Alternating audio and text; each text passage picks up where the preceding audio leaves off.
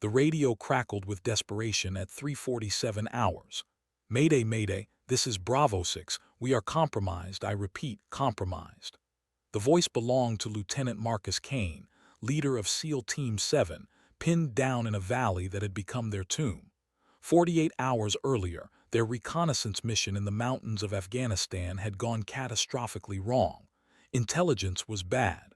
The Taliban compound they were meant to observe had been expecting them.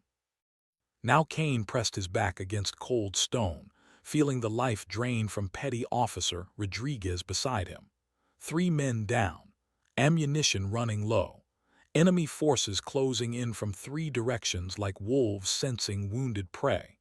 The mountains that had offered concealment now trapped them in a natural amphitheater of death. Control, we need immediate air support. Grid reference Foxtrot 779er. Multiple hostiles, unknown numbers. We are in deep shit here. Kane's voice remained steady, but his men could hear the edge. They had maybe 20 minutes before being overrun. 800 miles away at Bagram Airfield, the duty officer's coffee had gone cold. Every available aircraft was committed to Operation Enduring Storm. F-16s were engaged over Kandahar.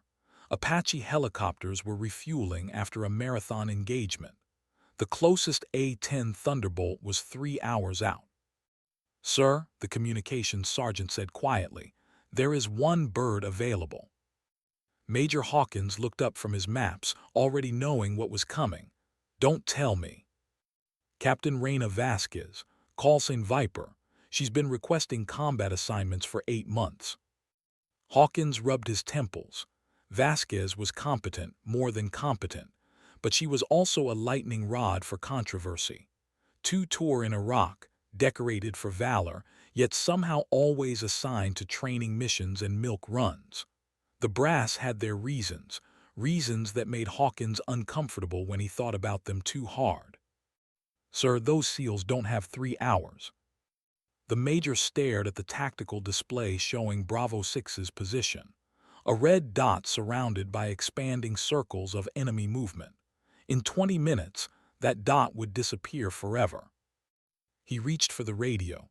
"Scramble Viper, full combat load, priority Alpha."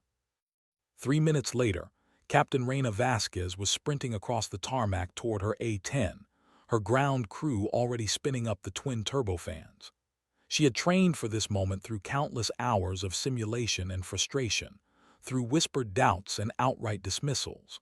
Her hands moved with practiced precision through pre-flight checks as enemy forces tightened their noose around 7 dying Americans.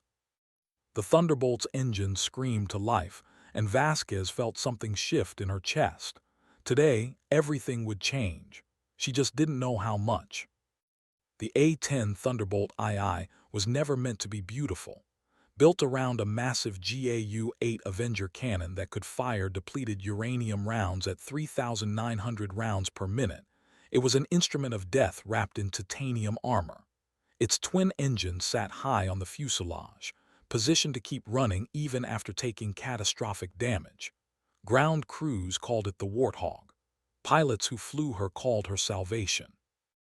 Captain Reina Vasquez had fallen in love with the ungainly aircraft the first time she'd seen one during flight training.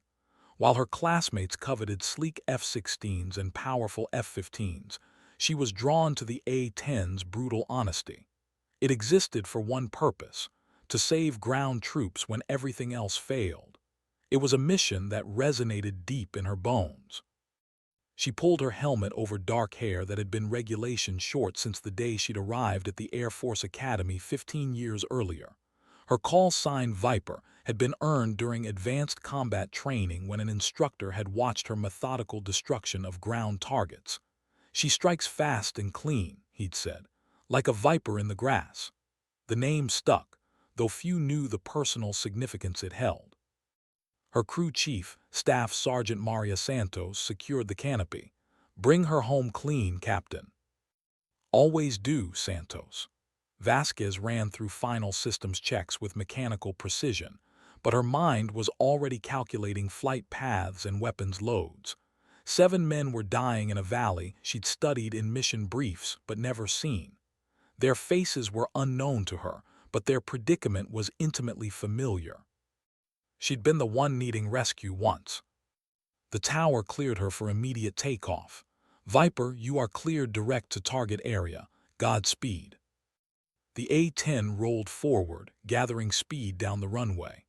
At 150 knots, Vasquez pulled back on the stick, and the Warthog left Afghan soil, climbing into morning darkness. Behind her, Bagram's lights faded into the vast emptiness of mountains and desert. In the valley, Kane checked his watch. 18 minutes since the last radio transmission. Rodriguez wasn't breathing anymore. The Taliban were methodically working their way up the rocky slope, taking their time now that they knew their quarry was trapped. Occasional muzzle flashes lit the darkness like deadly fireflies. "Control, Bravo 6. Status on air support." Kane's voice was barely a whisper into his radio. "Bravo 6, Viper is inbound. ETA 12 minutes. 12 minutes. Kane looked at his remaining men. Jackson with a bullet through his shoulder, Miller whose face was pale with blood loss, Thompson who hadn't spoken since the ambush began. 12 minutes might as well be 12 hours. Above them, unseen and unknown, Captain Reina Vasquez was pushing her A-10 beyond recommended cruise speed, the twin turbofans screaming through thin mountain air. The Taliban commander crouched behind a boulder, studying the American position through night vision optics. Hassan Qureshi had been fighting foreign invaders for 12 years, first against the Soviets, now against the Americans. He understood patience, understood how to use the mountains as an ally. These Americans had made a mistake coming into his territory, and now they would pay for their arrogance. He spoke into his radio in rapid Pashto, coordinating the final assault. 30 fighters in position. The Americans had maybe 5 minutes before being overwhelmed. Qureshi had seen enough of these special operations teams to know they would fight to the last bullet, then detonate their remaining explosives rather than be taken alive. He respected their courage, even as he prepared to kill them. "Allah Akbar," he whispered, checking his AK-47 one final time. 8 miles away and closing, Captain Vasquez switched her radio to the tactical frequency. "Bravo 6, this is Viper. I am inbound to your position. Can you mark your location?" Kane's voice crackled through static. "Viper, Bravo 6. We are in a depression approximately 50 meters north of the primary target building.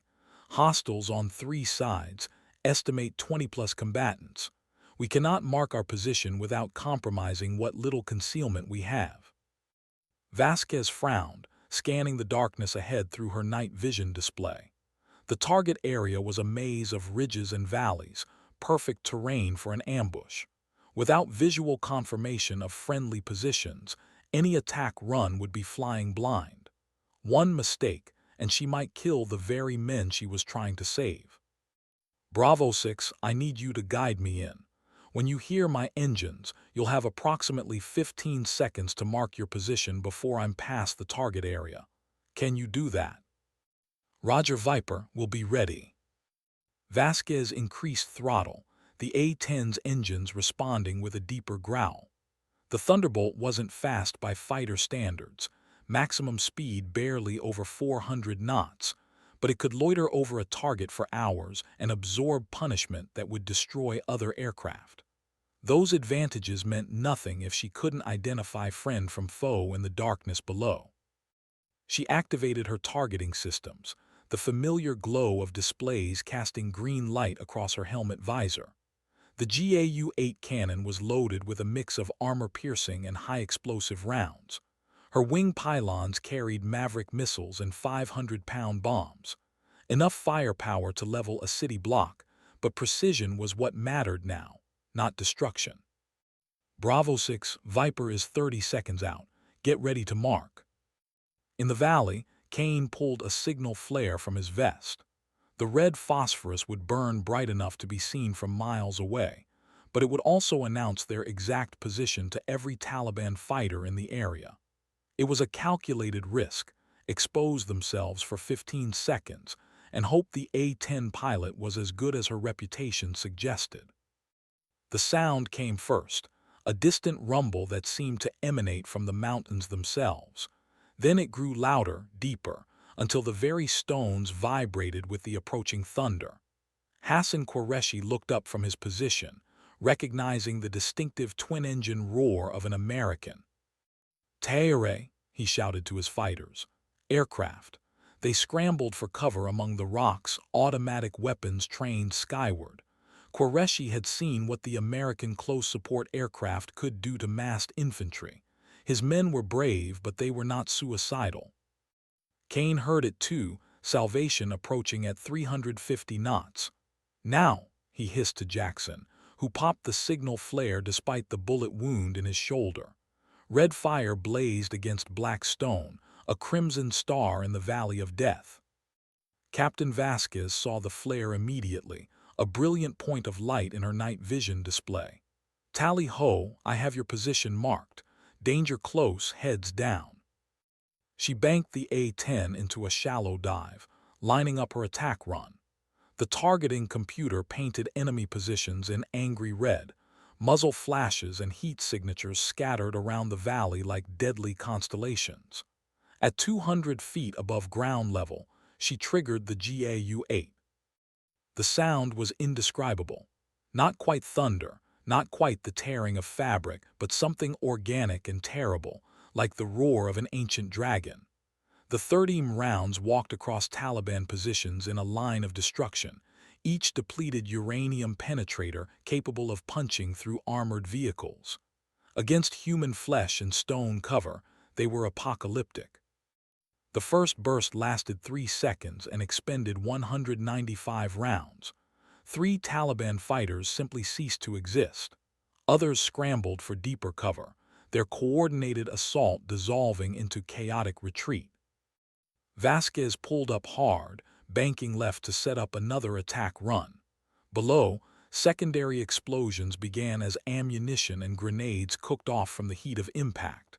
The disciplined ambush was becoming a rout. "Bravo 6, this is Viper. How's your day looking now?" Kane's voice came back with the first hint of humor it had carried in 2 hours. "Much improved, Viper. Much improved. We've got movement to the east, approximately 200 meters from our position." "Copy that, rolling in hot." The second attack run came from a different angle, the A-10's cannon stitching destruction across fleeing enemy fighters. Vasquez could see muzzle flashes winking out one by one as Taliban positions were neutralized. The ambush that had seemed so carefully planned was dissolving under the precise application of overwhelming firepower. But in the chaos of combat, not everything went according to plan. One Taliban fighter, separated from his unit and desperate, shouldered an RPG launcher and tracked the A-10's flight path. The rocket streaked upward, trailing smoke and death. The RPG detonated against the A-10's left engine nacelle with a flash of orange fire and twisted metal. Warning lights blazed across Vasquez's instrument panel as the left turbofan wound down with mechanical protests. The aircraft shuddered, trying to roll inverted before her corrective inputs brought it back to level flight. "Engine fire left side," she announced to herself, running through emergency procedures with practiced calm. The A-10 was designed to survive this kind of damage. The engines were positioned high on the fuselage, specifically to avoid ground fire, but losing half her thrust over mountainous terrain was never ideal. She activated the fire suppression system and felt the Thunderbolt stabilize. Still flying, still fighting. The aircraft's legendary toughness was proving itself once again. "Bravo 6, Viper took a hit, but I'm still operational. Status of remaining hostiles." Kane surveyed the battlefield through his night vision scope. The disciplined ambush had become a scattered retreat, Taliban fighters running for distant ridgelines.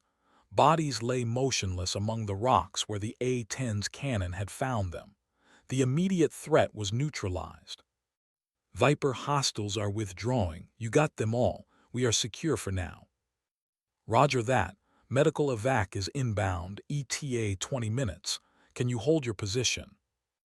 Affirmative, and Viper, thank you. You saved our lives. Vasquez felt something tight in her chest begin to loosen. Just doing my job, Bravo 6. Glad you're going home. She circled the valley once more, confirming that enemy forces had withdrawn beyond effective weapons range. The A-10 flew smoothly despite the damaged engine, its titanium bathtub protecting her from ground fire. In the early dawn light, she could see the SEAL team's position clearly for the first time, a tiny island of rock in an ocean of hostility. Below, Lieutenant Kane was calling in the medical evacuation helicopter and organizing his wounded men for extraction. Rodriguez was dead, but the other three would live to fight another day. In the calculus of small unit actions, it was considered a successful outcome. 4 American lives preserved at the cost of 1. But for Vasquez, circling overhead in her damaged aircraft, the mathematics felt more personal. 7 men had called for help, and she had answered. The whispered doubts and sidelined assignments suddenly seemed less important than this moment, the moment when training and determination had intersected with desperate need. The medical helicopter appeared as a distant speck against the dawn sky, racing toward the valley at maximum speed. Soon the SEALs would be safe, and Vasquez could return to base with another successful mission logged in her record book. She had proven herself once again, though she wondered if it would make any difference in the assignments that followed. The debriefing room at Bagram was sterile and fluorescent bright, a sharp contrast to the pre-dawn darkness Vasquez had left behind. Major Hawkins sat across from her, reading through the preliminary mission report with raised eyebrows. 7 enemy KIA, 1 friendly KIA, successful extraction of remaining personnel. Textbook close air support. Engine damage was minimal, he asked, looking up from the papers. Superficial. The RPG detonated against the nacelle housing, but the turbofan itself wasn't compromised. Maintenance says I'll be flight ready by tomorrow. Vasquez kept her tone neutral, professional. She had learned long ago not to show enthusiasm after successful missions. It was taken as arrogance or grandstanding. The SEAL team leader specifically requested you for future operations, Hawkins continued, watching her reaction. Says he's never seen more precise close support work. Vasquez nodded but said nothing. Praise from ground units was gratifying, but it rarely translated into the assignment she wanted. The politics of military aviation were complex, influenced by factors that had nothing to do with competence or courage. Captain, I need to ask you something directly. Hawkins set down the report and leaned forward. How long are you planning to stay in the service? The question caught her off guard. Sir, you're coming up on 15 years. Early retirement is an option if you want to pursue civilian opportunities. Commercial aviation is hearing, and your record would open doors. Vasquez felt a familiar frustration building in her chest. Major, with respect, I didn't join the Air Force to fly cargo planes or train weekend warriors. I joined to serve in combat operations. Today was exactly the kind of mission I've been requesting for months. I understand that, but the reality is... The reality is what, sir? The words came out sharper than she'd intended. That I'm too much of a risk, that the optics are too complicated, that 7 dead SEALs would be preferable to having a woman pilot in the after-action reports. Hawkins was quiet for a long moment. When he finally spoke, his voice was tired. The reality is that military aviation is changing, Captain, slowly but changing. What you did today, that precision, that coolness under fire, that's going to be remembered. Not just by Bravo 6, but by people who make decisions about assignments and promotions. He stood up, gathering the reports. Get some rest, Captain. You're flying again tonight. Vasquez blinked in surprise. Sir. Intel has 3 more units requesting immediate close support, all danger-close situations, all requiring the kind of precision you demonstrated this morning. He paused at the door. Still think you want those combat assignments? Despite her exhaustion, Vasquez felt a smile tugging at the corners of her mouth. Yes, sir. Absolutely. The next mission came 18 hours later. Another valley, another trapped unit, this time a squad of Army Rangers who had walked into an IED ambush and were taking fire from concealed positions. Vasquez flew through the pre-dawn darkness in a different A-10, her usual aircraft still undergoing engine repairs. The tactical situation was more complex than the SEAL rescue. Friendly forces were scattered across multiple positions, and enemy fire was coming from a village where civilian casualties were a primary concern. The rules of engagement were strict. Positive identification required before engaging, collateral damage to be minimized at all costs. Viper, this is Ranger 2-1. We have wounded and need immediate suppression of enemy positions. Be advised, there are civilians in the area. Captain Vasquez orbited the target area at 5,000 feet, studying the terrain through her targeting systems. The village spread across a hillside in typical Afghan fashion, mud brick buildings clustered around a central courtyard, narrow alleys that could conceal dozens of fighters. Muzzle flashes sparkled from rooftops and windows, but determining which buildings held combatants versus civilians required careful observation. Ranger 2-1, I need you to mark the most immediate threat to your position. I'm going to make a very precise strike to suppress that position, then we'll work systematically through the others. The squad leader, Sergeant First Class David Park, was crouched behind a stone wall with 3 wounded men under his care. Enemy fire had pinned them in place for over an hour, and ammunition was running low. But he understood the constraints.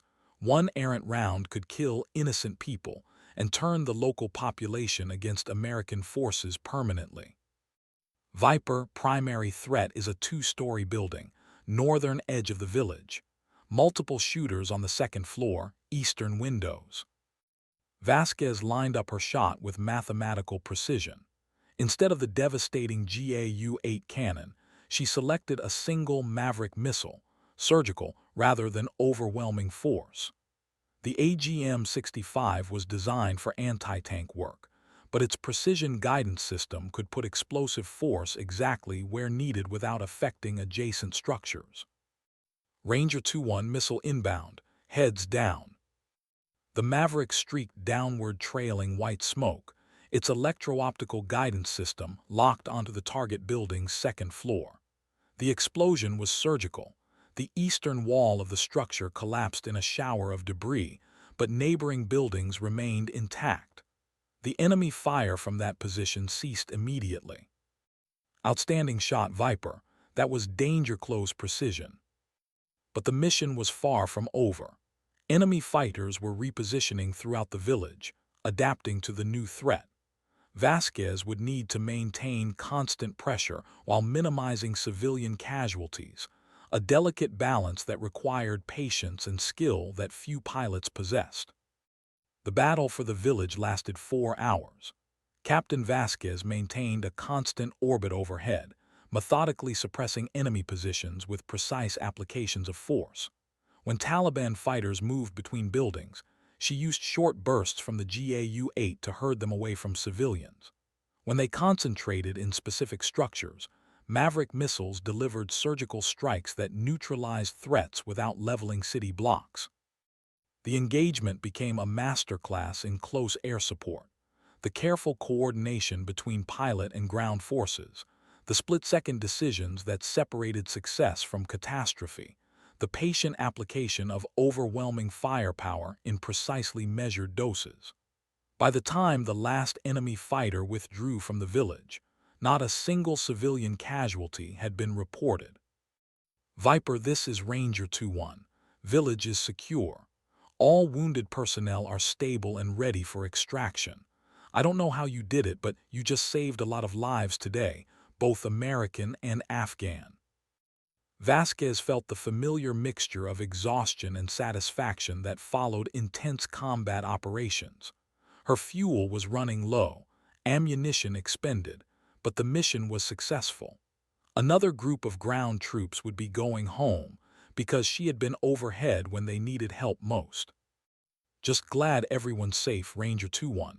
Medical evac is inbound. As she banked toward home, Vasquez reflected on the day's work. 2 successful missions in 48 hours, both requiring the kind of precision and judgment that military leadership claimed to value. Perhaps Major Hawkins had been right about things changing. Perhaps her persistence was finally beginning to pay dividends. The sun was rising over the Afghan mountains, painting the peaks in shades of gold and crimson. From 10,000 feet, the landscape looked almost peaceful, a stark contrast to the violence that had erupted in the valleys below. Vasquez had seen this dichotomy many times before, the beauty of the country at odds with the ugliness of war. Her radio crackled with an unexpected transmission. "Viper, this is Bagram Control. You are directed to contact Colonel Mitchell immediately upon landing. Priority Alpha message traffic." Colonel Elizabeth Mitchell was the wing commander, Vasquez's ultimate boss, and the person who controlled combat assignments for the entire theater. A direct summons from the colonel was unusual, potentially ominous. Had she violated some regulation during the village engagement? Made an error in judgment that was only now coming to light? Roger, Control will comply. They continued homeward, engines humming steadily in the thin air. Whatever awaited her at Bagram, Vasquez knew she had flown 2 perfect missions. Ground troops were alive because of her skills and judgment. In the end, that mattered more than politics or career advancement. Colonel Elizabeth Mitchell was a legend in Air Force aviation, the first woman to command an A-10 squadron in combat, a veteran of 3 wars, and a pilot whose reputation for tactical brilliance was matched only by her intolerance for incompetence. Her office walls were covered with photographs from 3 decades of service, aircraft she had flown, units she had commanded, ceremonies marking achievements that had broken barriers and set precedents. Captain Vasquez stood at attention before the colonel's desk, still wearing her flight suit and carrying her helmet under her arm. She had landed 20 minutes earlier and reported immediately as ordered, her mind racing through possible reasons for the summons. "Sit down, Captain."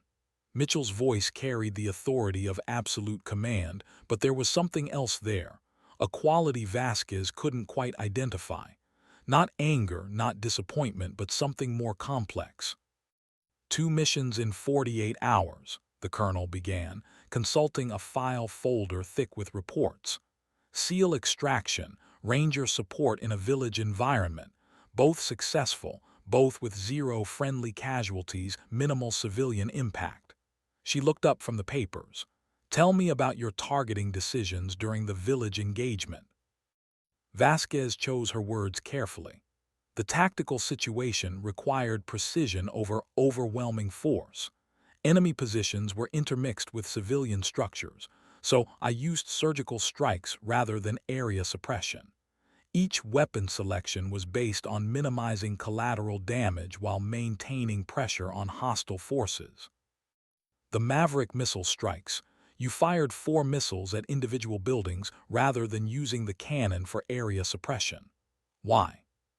The 30 rounds would have penetrated multiple structures, creating unacceptable risk to non-combatants. The missiles allowed me to neutralize specific threats without affecting adjacent buildings. It was the right tool for the tactical environment. Mitchell nodded slowly. "Captain, do you know why you've been assigned to training missions and milk runs for most of your deployment?" The question hung in the air like an unexploded bomb. Vasquez felt her jaw tighten. "I assumed my superiors had concerns about my readiness for combat operations, ma'am." "Your superiors were afraid you were too good."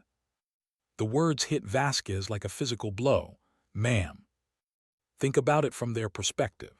A female pilot with exceptional skills, requesting the most dangerous assignments, in a theater where every mission is scrutinized by media and politicians back home.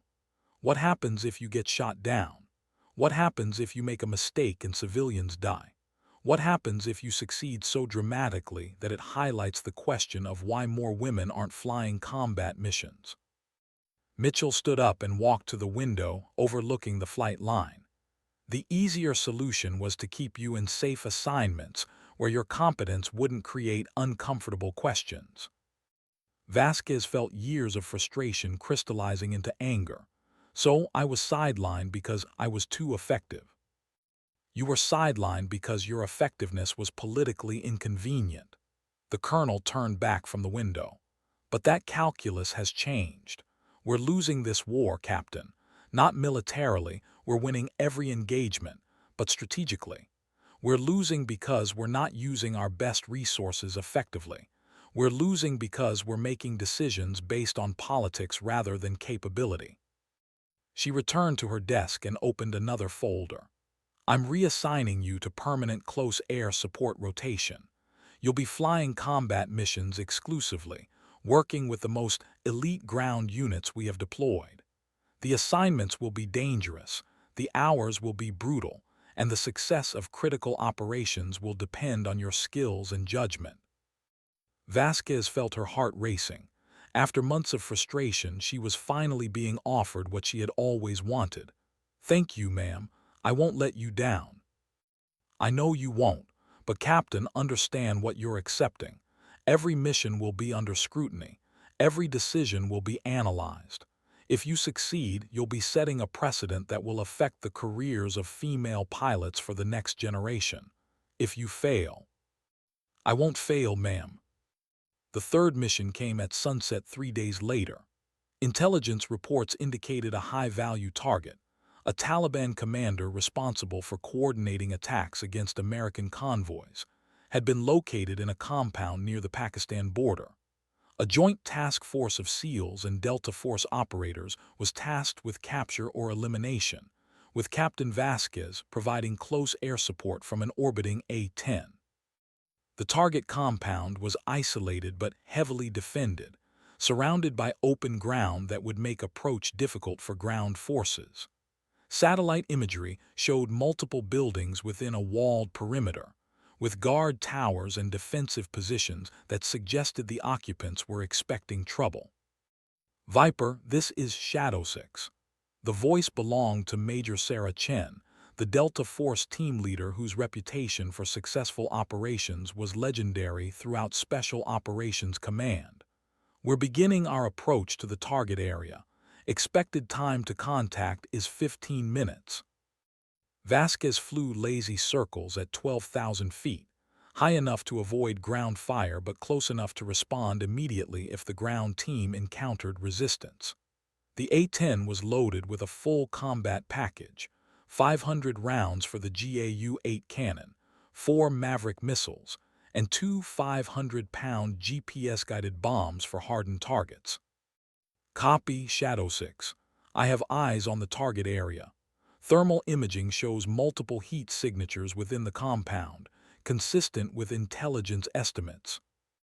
The assault began with mechanical precision. Shadow 6 team approached from the north, using a dry riverbed for concealment, while the SEAL element moved in from the south. The plan called for simultaneous breach of the compound walls, rapid movement to the primary target building, and extraction within 20 minutes. But intelligence reports, as Vasquez had learned through bitter experience, were often wrong. The first indication of trouble came as a radio transmission cut short mid-sentence. Shadow 6 to Viper, we are taking effective fire from, static. Then nothing. Vasquez immediately descended to 8,000 feet, activating her targeting systems and scanning the compound through thermal imaging. What she saw made her blood run cold. The intelligence reports had underestimated enemy strength by at least 200%. The compound wasn't just defended, it was a fortress. Machine gun positions that hadn't appeared in satellite photos were now pouring fire into the assault team's approach routes. Mortar rounds began falling among the Special Operations Forces with deadly accuracy. The carefully planned operation was disintegrating into a desperate fight for survival. Any station, this is Viper. I have multiple units under effective fire, requesting immediate clearance for close air support. The response came from a voice she didn't recognize, calm, professional, carrying the weight of life-and-death decisions. Viper, this is Control. You are cleared hot. Danger close, friendlies in the area. Your discretion on target selection. Captain Vasquez dove the A-10 toward the compound, her targeting computer painting enemy positions in angry red symbols. The machine gun nests were her first priority, suppressing the heavy weapons that were pinning down the assault teams in open ground. But the tactical situation was a nightmare. Friendly forces were intermixed with enemy positions, making precision strikes essential but nearly impossible. Shadow 6 Viper, I need you to mark your position immediately.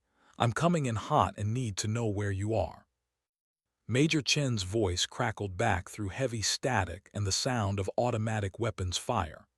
Viper, we're approximately 50 meters south of the main compound wall, taking heavy fire from multiple directions. We have wounded and need immediate suppression. Vasquez lined up her first attack run, selecting the A-10 cannon for maximum precision. At 500 feet above ground level, she could see muzzle flashes winking from defensive positions like deadly fireflies. Her thumb found the trigger, and the cannon roared to life. The 13 rounds walked across the northern machine gun nest with surgical precision, each depleted uranium penetrator punching through sandbags and steel as if they were tissue paper. The enemy fire from that position ceased immediately, but others took up the slack. The compound had been turned into a killing field, with interlocking fields of fire that covered every approach. Good hit, Viper. We're moving to the breach point. But as the assault teams advanced, more enemy positions revealed themselves. RPG rounds streaked upward toward the A-10, forcing Vasquez to take evasive action. Mortar rounds continued falling among the ground forces, and she could see through her thermal imaging that at least 2 operators were down and not moving. She banked hard left, setting up for another attack run. A Maverick missile streaked downward, its electro-optical guidance system locked onto a mortar position that had been decimating the SEAL element. The explosion eliminated the threat but revealed 2 more heavy machine gun positions that had been hidden behind the compound's southern wall. The battle was becoming a war of attrition. Each enemy position Vasquez neutralized seemed to be replaced by 2 more. Intelligence had been catastrophically wrong about the strength and preparation of the defending force. What had been planned as a surgical strike was becoming a major engagement against a well-prepared enemy. Viper, Shadow 6, we're taking casualties and running low on ammunition. Can you suppress the eastern wall so we can withdraw to a more defensible position? Vasquez felt ice in her veins. The ground forces were being overwhelmed, and she was their only hope for survival. But her own ammunition was running low, 2 Maverick missiles and perhaps 100 rounds for the cannon. She had to make every shot count.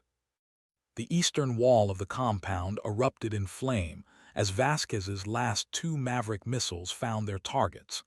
The machine gun positions that had been pouring fire into the assault teams simply ceased to exist, replaced by smoking craters and scattered debris.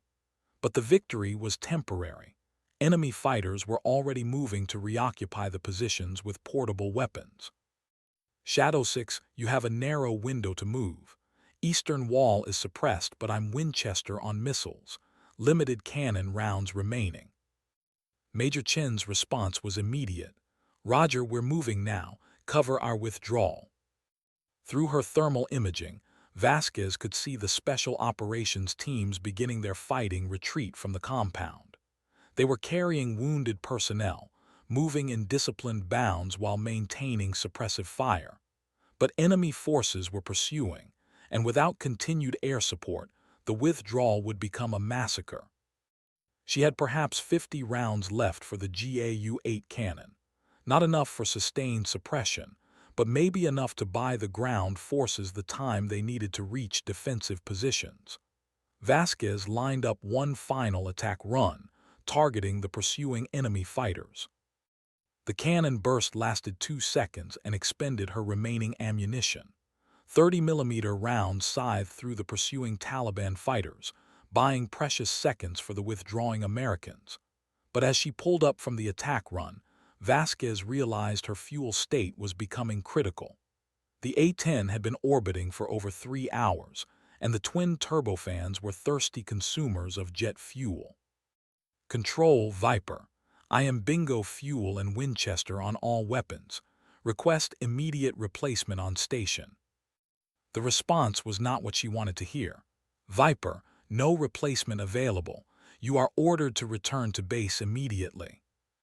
Below her, the special operations teams were still fighting their way to safety. Major Chen and her operators were professionals, but they were outnumbered and outgunned. Without air support, some of them wouldn't make it home. Vasquez looked at her fuel gauge, then at the thermal display showing friendly forces under fire. The decision was really no decision at all. Negative control. Viper is remaining on station. Captain, you are ordered to return to base immediately. Your fuel state is critical. Roger, Control, I understand my fuel state. She switched to the tactical frequency. Shadow 6, Viper, I'm out of bullets, but I'm not going anywhere. Talk me onto those targets. What she was proposing was insane by any measure of military aviation safety. With no weapons remaining, she intended to use the A-10 itself as a weapon, diving at enemy positions to scatter fighters and disrupt their pursuit. It was a tactic that violated every safety regulation and could easily result in her death if executed incorrectly. But sometimes insane was what the situation required. The first dive bomb run was pure terror for both sides. Captain Vasquez pointed the A-10's nose directly at a group of Taliban fighters pursuing the withdrawing Americans and dove from 5,000 feet at full throttle. The